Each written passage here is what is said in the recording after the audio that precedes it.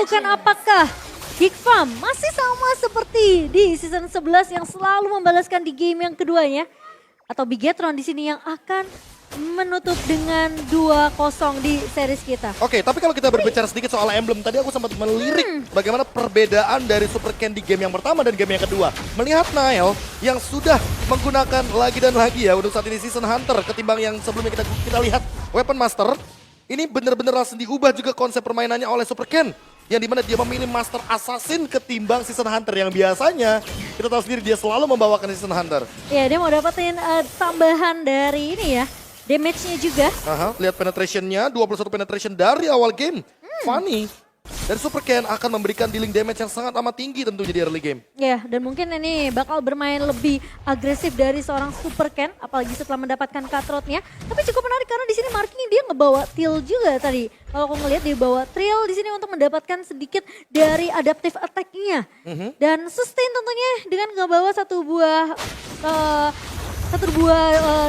talent Tenacity, betul. Yang dimana kalau memang HP dia low, dia bisa untuk survive, setidaknya mendapatkan sedikit defensif. Iya, 18 dari physical defense, tentu sama seperti Luther Jacket. Tapi untuk sekarang, anyway, di mid lane ada sebuah pick yang sangat-sangat mengerikan Super Ken dengan purple buff sepertinya masih survive. Dan bahkan di cover dengan sangat baik dari Super Key, menyelamatkan hidup dari seorang Super Kenal, ditahan begitu saja. Satu buah Tondros tidak mampu untuk menumbangkan Super Key tentunya. Dan satu first blood berhasil didapatkan oleh Bigetron Alpha. Dan yang paling penting harus digarisbawahi tanpa adanya trade kill, Mo-chan. Iya, itu Ini mahal dia. jadi hitungannya.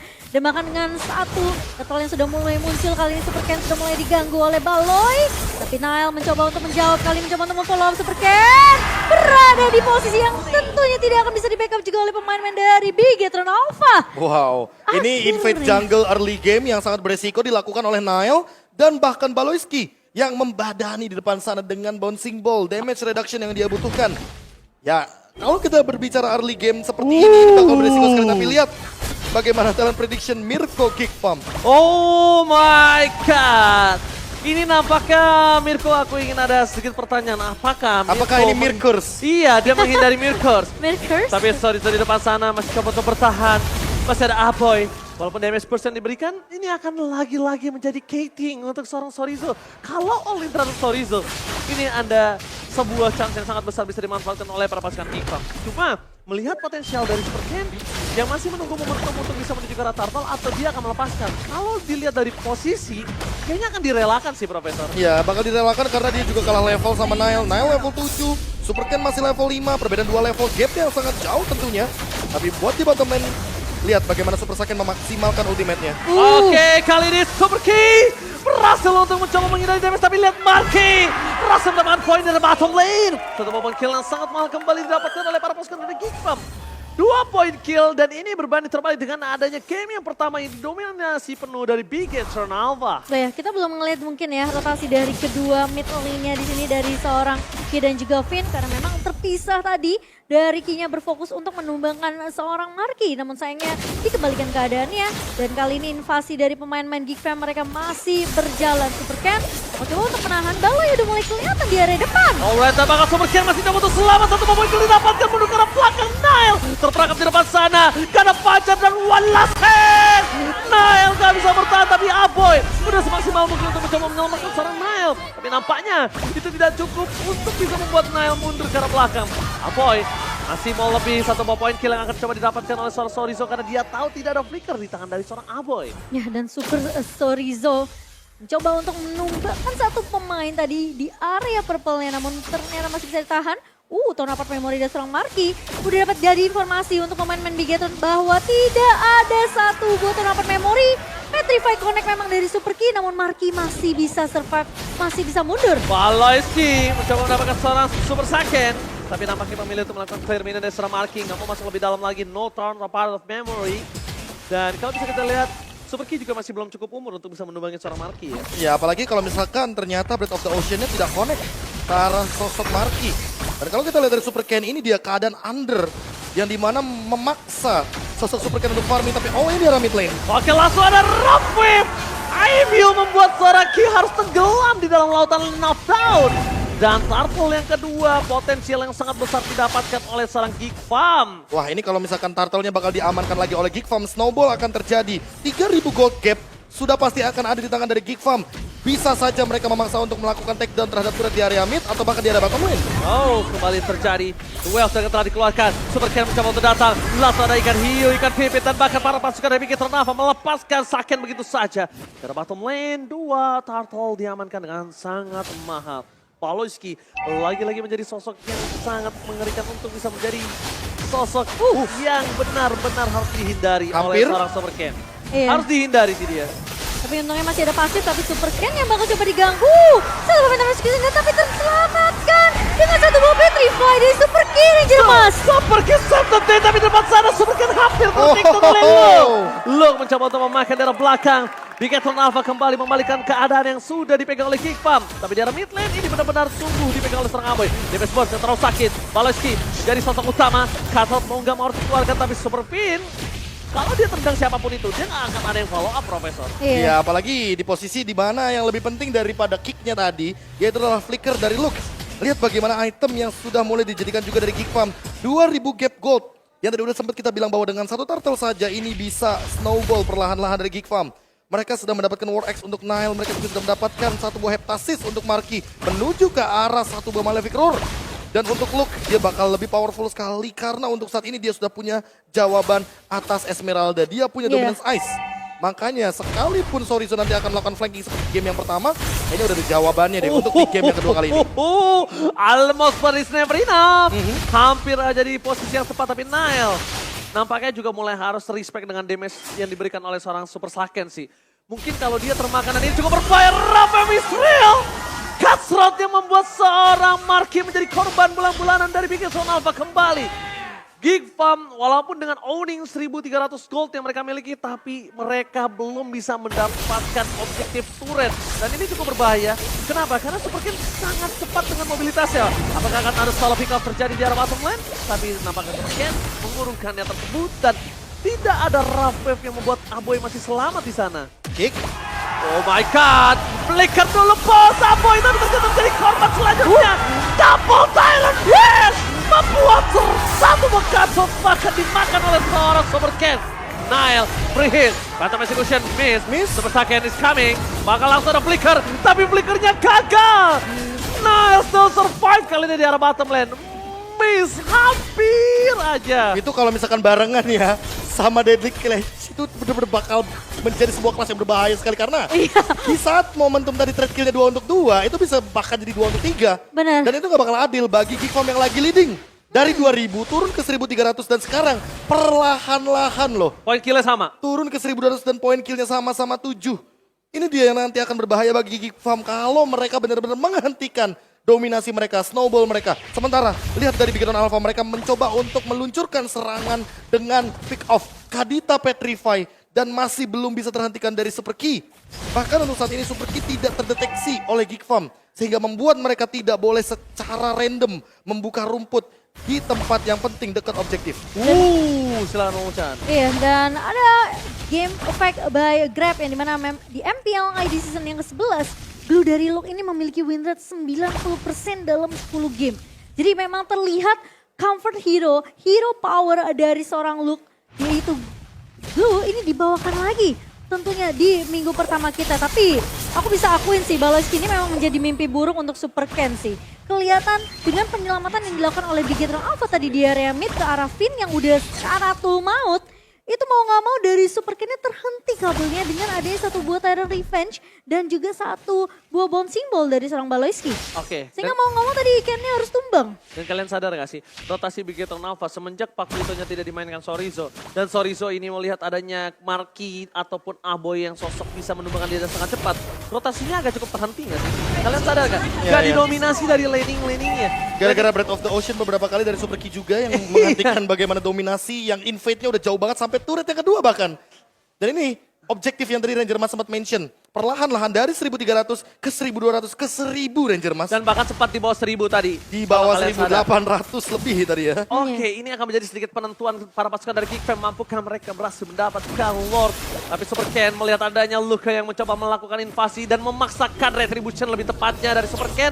Di sana Super Ken gak memakai satu Retribution. Dan bahkan Luke is coming. Lihat Retribution didapatkan oleh siapa? Nile kali ini gagal mendapatkan Retribution. Tapi ternyata Deadly Catch from Second Saturday. Dan ini dia Geek Fam, all for one for all. Mereka gagal dapetin Lordnya, mereka ajak tim fight 5 lawan 5. Dan Bigetron Alpha sekaligus langsung kehilangan 4 pemainnya, Prof. Dan ini dia yang mungkin tadi sempat kita perbincangkan sebelum pertandingan di game yang kedua berjalan. Kalau ternyata all in dari Geek Farm itu hanya menuju ke arah Lord tanpa mereka menukarkan dengan hero, mereka hanya akan menjadi Geek Farm di season yang ke-11. Ini dia another Geek Farm revamp. Betul. Revamp kembali tentunya. Dan ini agak sedikit nostalgia yang harus mulai diperhatikan. Lihat dengan keuntungan yang sudah dimiliki, itu tidak terlalu cukup membuat satu pemain didapatkan dan Katrop hilang. Luka gak dikasih nafas, Symphony of Skill yang sangat baik yang bahkan tidak ada chance sedikit pun. Double title rest, Palaiski. Tapi nampaknya Tower 4 Memory gak bisa membuat seorang Super Torizo hilang ingatan, Momochan. Iya, masih bisa bertahan tentunya. Dan bahkan kali ini Lord akan coba ditahan di area bawah, sementara di area mid Super Saken. Dan bahkan seorang Ken, double Ken di sini. Master Assassin pengganti Season Hunter yang membuat 4% tambahan damage dari Super Ken makin lebih tajam lagi. Jangan pernah sendirian, jangan pernah sendirian di lane pas gak ada minion. Gak ada yang mau sendiri, Be. Itu semua keadaan yang bikin dia sendiri. Kenapa curhat? Enggak, maksudnya itu di laning kan dia harus nge-defense sendiri. Memang terkadang keadaan yang memaksakan ya, Ji. Iya, itu yang berat. Jadi mau gak mau dia harus lepasin harusnya kan mid lane turretnya. Dan ini dia Key Talent Weapon Master yang akan menambahkan 5% damage dari item build yang dibawakan oleh Super Saken. Ditambah mananya dia kayaknya nggak perlu mikirin lagi karena dia bawa Impure Rage. Makanya tambahan adaptive damage dalam bentuk fisikalnya yang akan menimbulkan damage lebih tinggi nanti di dalam team fight. Dan Super Saken penyelamat dari Bigetron Alpha ketika mereka hampir saja tercuri Lordnya. Deadly Catch, tiba-tiba ada 3 ikan hiu yang Way berbahaya. of Dragon jadi gagalin dari Fight Gaming Aboy.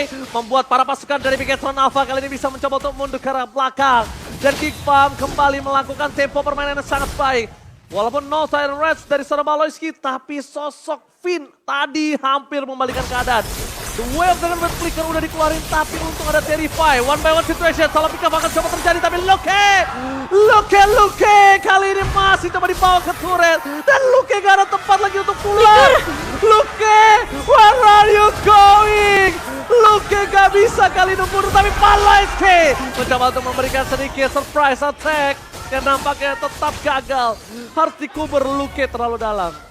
Wah, ini kalau misalkan kita berkaca dari winning condition Geek Farm ya, setiap kali mereka berusaha untuk kontes terhadap objektif dan mereka memenangkan team fight, mereka melupakan satu hal, yaitu adalah Master Assassin Emblem dari Super Ken yang membuat damage-nya lebih tinggi lagi 4% ketika dalam 1v1 situation. Yang pertama, pick off tidak bisa dihindari. Jadi Bigetron Alpha buat sekarang winning condition-nya adalah tetap mempertahankan Lord dan tetap bermain dengan tempo yang sama. Geek Farm harus mengubah tempo mereka atau regroup.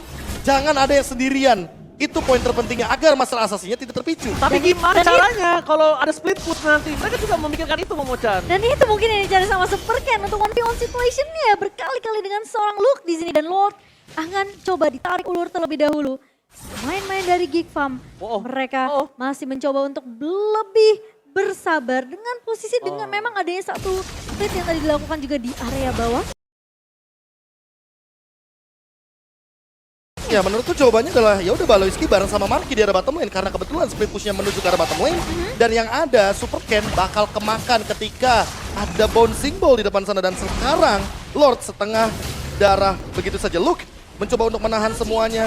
Wave minion pun masih melaju di arah bawah. Geek Farm menang dari kondisi minionnya. Oh, Tyrant sudah keluar. Ini adalah info kalau mereka sudah bisa melakukan team fight. Karena memorinya gagal. Langsung menuju ke arah belakang dari Super Ken. Tidak ada lagi kali ini bisa mendapatkan satu buah Tyrant Reds karena informasi telah diberikan. Kalau tidak ada Tyrant Reds, ini menjadi informasi yang sangat mahal. Flicker, Marky!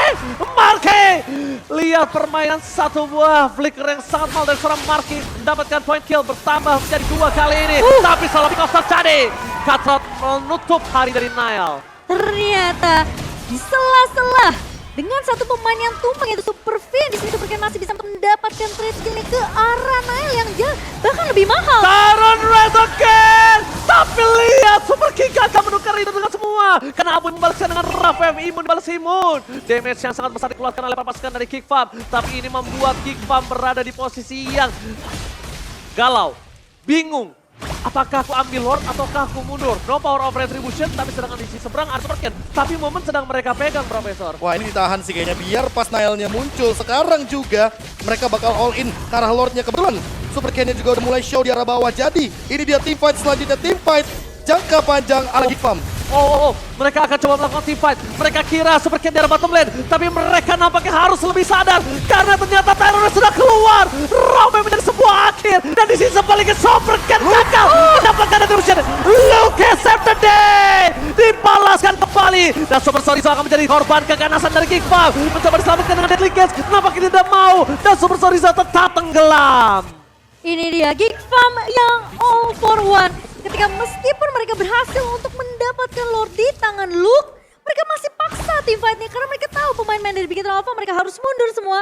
Mereka harus melakukan defensif sekali lagi karena posisinya Big Hero Alpha mereka kehilangan momentum retribution dari seorang Super Ken, ternyata tidak bisa untuk mendapatkan objektif Lord-nya. Tapi ingat harus perlahan-lahan, harus mainin 3 lane push-nya. Karena kebetulan ada Fanny, bakal ada satu lane yang benar-benar didinai dan Aboy mau tidak mau harus menggunakan raw wave-nya. Lord pun baru setengah jalan. Jadi sudah terbuang satu ultimate dan ini hanya bergantung kepada Baloyski. Baloyski kebetulan punya flicker. Apakah bakal dimaksimalkan untuk menangkap pemain dari Big Hero Alpha di dalam base-nya sendiri? Oke, di depan sana udah ada langsung kokangan dari sang Baloyski. Coba dapatkan Super Fin. No way of Dragon belum dikeluarkan. Dan bahkan Super Fin-nya termakan. Hilang begitu saja. Ini bencana. Satu poin yang didapatkan Aboy ter-shutdown. Di pertukaran 1 untuk 1. Base berhasil diselamatkan. Tidak ada turret lagi yang bisa dimakan kalau claim ini yang terjadi. Dan lihat para pasukan dari Big Hero Alpha. Mereka masih coba mempertahankan base mereka. Permainan yang luar biasa dari kedua belah tim. Empelarina mana tepuk tangannya? Dan bahkan Nile nggak berhasil untuk mencari ke arah Super Ken yang tadi lagi bersembunyi di area orange buff.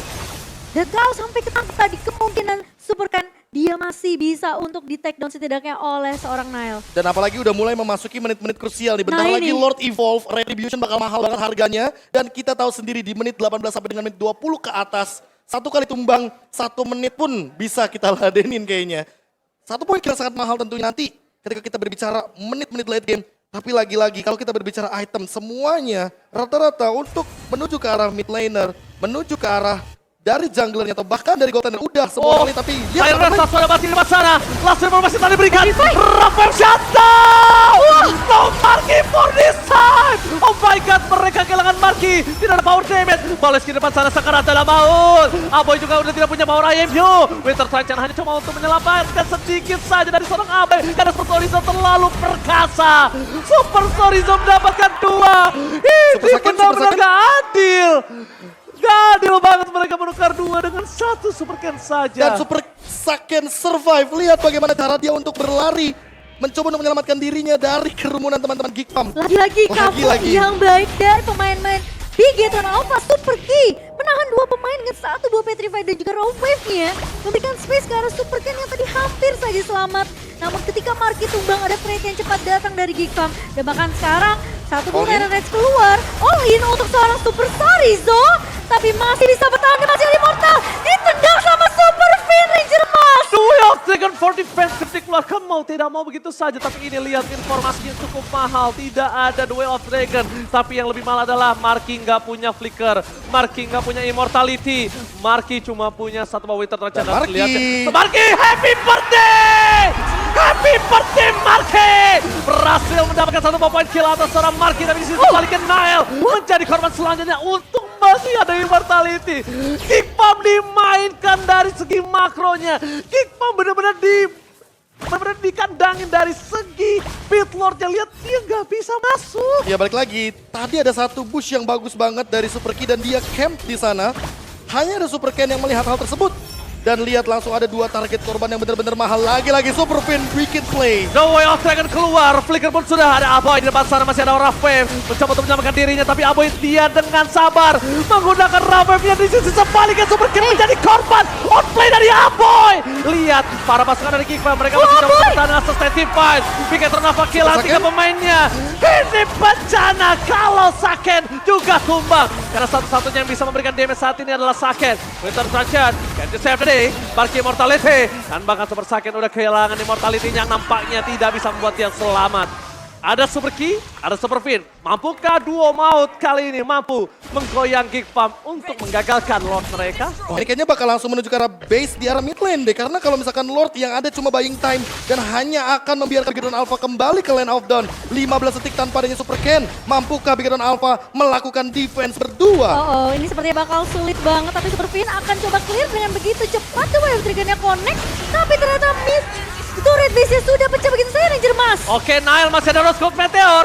Nile masih coba untuk bertahan di depan sana. Baik time-nya berhasil. Bahkan Super Fin udah gak bisa bertahan dengan cukup lama. Menggagalkan one set push. Tapi akan ditukar dengan top lane turret base dari Geekfam. Itu 15 detik yang berharga banget, Be.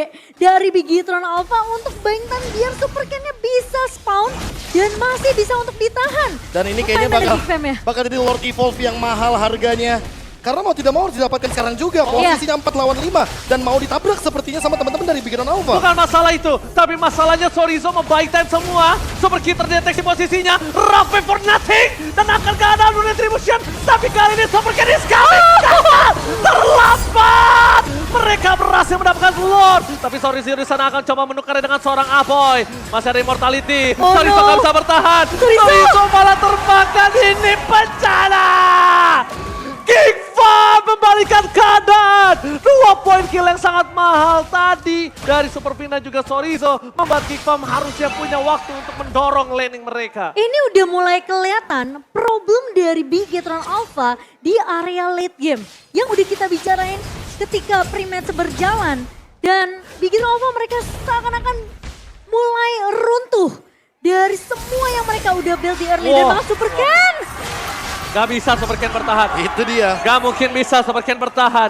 2 hilang tanpa adanya Super Ken. Ini akan menjadi salah satu sosok yang tidak bisa ke belakang. Dari Super Fin kali ini belum terdeteksi. The Way of Dragon telah dikeluarkan. Markim dari pilihan utama. Tapi Rafwave gagal. Di sisi sebaliknya mereka akan menyelesaikan game ini dengan kecepatan kick.